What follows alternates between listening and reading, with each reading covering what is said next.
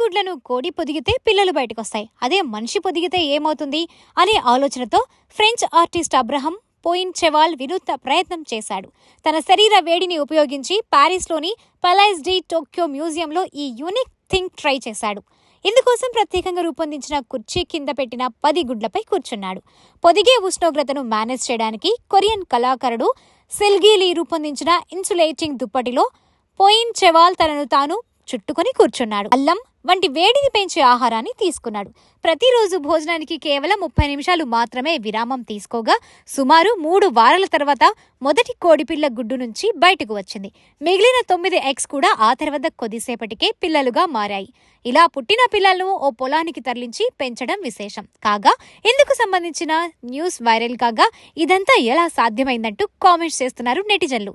దాదాపు 8 ఏళ్ల క్రితం జరిగిన ఈ ఫీట్ ప్రస్తుతం ట్రెండింగ్లోకి రావడం విశేషం.